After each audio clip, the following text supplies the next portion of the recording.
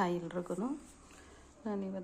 ನಾನು ಗುರುವಾರ ಆಗಿರೋದ್ರಿಂದ ಮನೆಯಲ್ಲೇ ಮಾಡಿದ್ದು ತುಪ್ಪದಿಂದ ನಾನು ರಾಯರಿಗೆ ದೀಪ ಅಂಟಿಸ್ತೀನಿ. ಹಾಗಾಗಿ ನಾನು ತುಂಬ ಸಿಂಪಲ್ಲಾಗಿ ಹೇಗೆ ಹಾಲಿನ ಕೆನೆಯಿಂದ ಇದು ಮಾಡೋದು ಅಂತ ಮನೇಲಿ ಸುಮ್ಮನೆ ಕೂತಿದ್ದಾಗಲೇ ಮಾಡಿಕೊಂಡು ಇದು ಮಾಡ್ಬೋದು.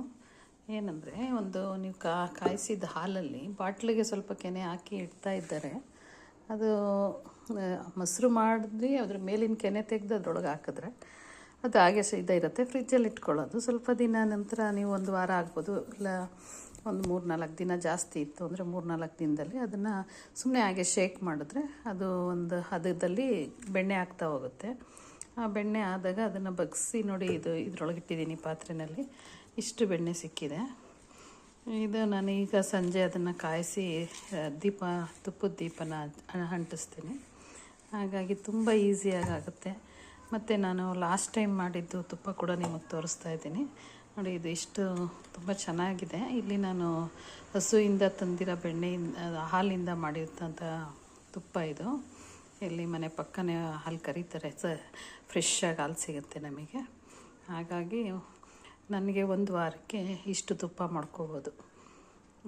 ಮನೆಯಲ್ಲೆಲ್ಲ ಯೂಸ್ ಮಾಡಿ ಅದು ಕೆನೆ ಬಂದಾಗ ಅದು ಇಟ್ಟಿರೋದನ್ನು ಈ ಬಾಟಲಲ್ಲಿ ಹಾಕಿಟ್ಟಿರ್ತೀನಿ.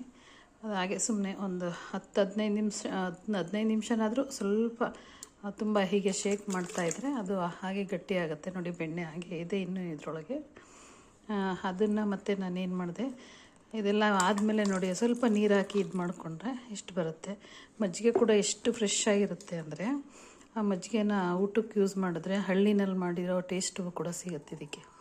ಹಾಗಾಗಿ ಏನಾದರೂ ಕೆನೆ ಬರ್ತಿದೆ, ಅದು ನಾವು ಯೂಸ್ ಮಾಡ್ಕೋತಾ ಇಲ್ಲ ಅಂದರೆ ಈ ರೀತಿ ಮಾಡಿ ದೇವ್ರಿಗಾದರೂ ಯೂಸ್ ಮಾಡ್ಬೋದು, ಮನೆಯಲ್ಲಿ ಊಟಕ್ಕಾದರೂ ಯೂಸ್ ಮಾಡ್ಬೋದು. ತುಂಬ ಚೆನ್ನಾಗಿ ಬರುತ್ತೆ ನೋಡಿ. 1 ವಾರಕ್ಕೆ ಇಷ್ಟು ತುಪ್ಪ ಸಿಗೋದ್ರಿಂದ ನಮಗೆ ಹೊರಗಡೆ ತೊಗೊಳ್ಳೋ ಅವಶ್ಯಕತೆ ಇರೋದೇ ಇಲ್ಲ. ನಿಮಗಿದು ಯೂಸ್ ಆಗುತ್ತೆ ಅಂದ್ಕೊಂಡಿದ್ದೀನಿ. Thank you.